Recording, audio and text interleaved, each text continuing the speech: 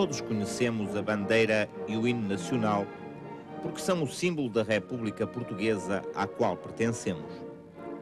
Nos grandes acontecimentos ou comemorações, o hino e a bandeira são os símbolos que unem os portugueses, provocando em todos nós um sentimento de orgulho. Temos vindo a falar de monarquias e de reis. A partir de agora vamos passar a falar de república. O dia 5 de outubro é feriado nacional porque foi nesse dia, no ano de 1910, que foi implantada a República Portuguesa, regime em que ainda hoje vivemos. Portugal conheceu até aos nossos dias diferentes regimes políticos. A monarquia desde 1143. A monarquia constitucional desde 1820. E a República desde 5 de outubro de 1910.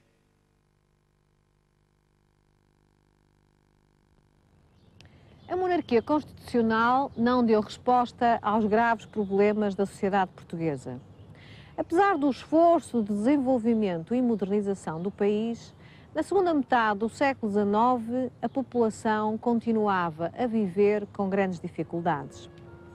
Apenas 20% da população vivia nas cidades e o país despovoava-se devido à imigração, sobretudo nas zonas rurais do Minho, do Douro Litoral e da Beira Litoral. A economia portuguesa continuava a ter por base a agricultura, apesar do desenvolvimento industrial iniciado durante as últimas décadas do século XIX. Os transportes, os bancos, as companhias comerciais e a maior parte da nossa indústria estavam nas mãos de estrangeiros. Era grande a agitação social. As greves atingiram números alarmantes. E em 1876 surge um novo partido, o Partido Republicano, que defendia um regime liderado por um Presidente da República, escolhido apenas por um período de tempo limitado, através de eleições. Nos finais do século XIX, deram-se alguns acontecimentos que fizeram com que este novo partido ganhasse mais força e simpatias. Que acontecimentos foram esses?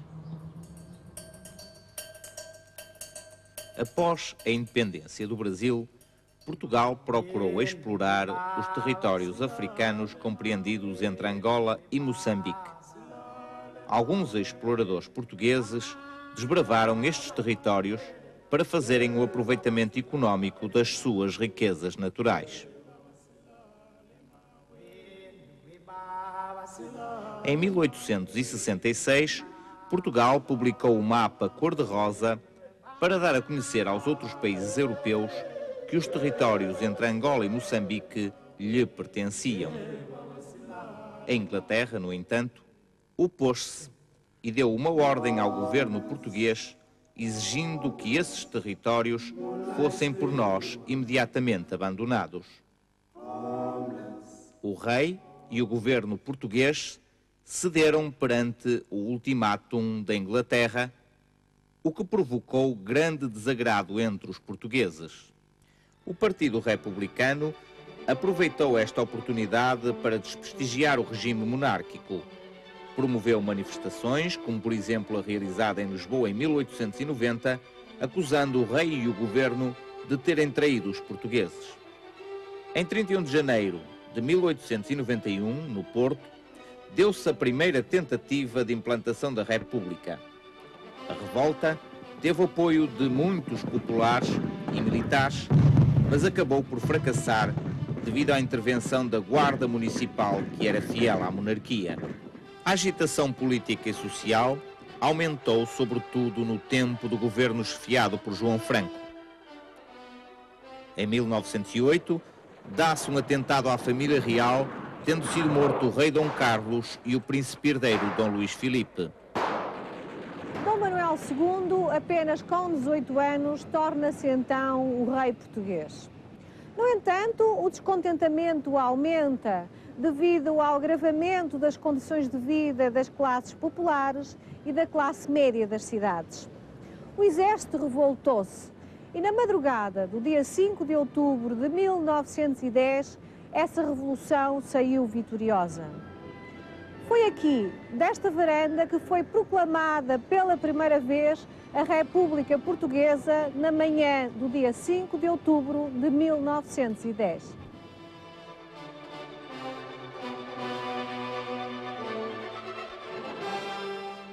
O rei Dom Manuel II abandona então o país.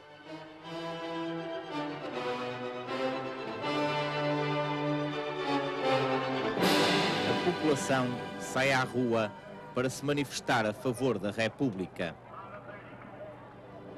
Após a proclamação da República, é nomeado um governo provisório, chefiado por Teófilo Braga, seguindo-se depois eleições para se escolherem os deputados que irão fazer a nova Constituição de 1911. A nova Constituição consagra a República como forma de governo. O poder mais relevante desta Constituição é o legislativo. O poder legislativo é exercido pelo Congresso de Deputados ou Parlamento. O poder executivo é exercido pelo Presidente da República e pelo Governo. O poder judicial é exercido pelos tribunais.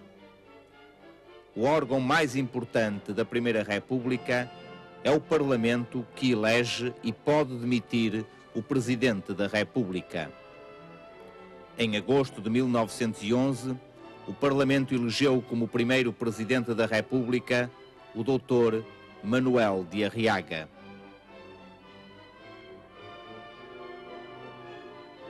O principal combate travado pelos primeiros governos republicanos foi contra o analfabetismo, que em 1911 atingia já 75% da população portuguesa.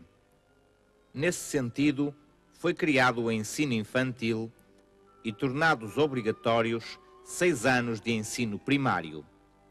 No ensino médio, foram criadas escolas agrícolas, comerciais e industriais. O ensino superior foi alargado às cidades do Porto e de Lisboa, ficando assim o país com 3 universidades: Coimbra, Porto e Lisboa. No domínio do trabalho, surgiram muitos sindicatos que procuravam combater contra as más condições de trabalho dos operários. Estabelece-se o direito à greve, o descanso semanal obrigatório, o número de horas de trabalho e é criado um seguro para casos de acidente, doença e velhice. As greves generalizam-se e durante a Primeira República houve um total de 518 greves. Em 1914, funda-se a União Operária Nacional, que mais tarde, em 1919, já controlava todo o movimento sindical.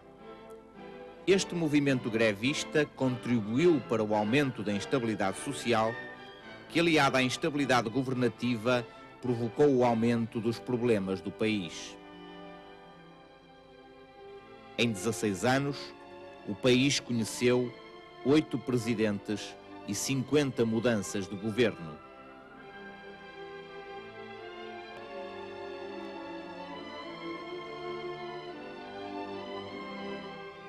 Para tornar ainda mais difícil esta situação, nos primeiros anos da República rebentou na Europa, em 1914, a Primeira Grande Guerra Mundial, em que Portugal participou ao lado da Inglaterra e da França contra a Alemanha.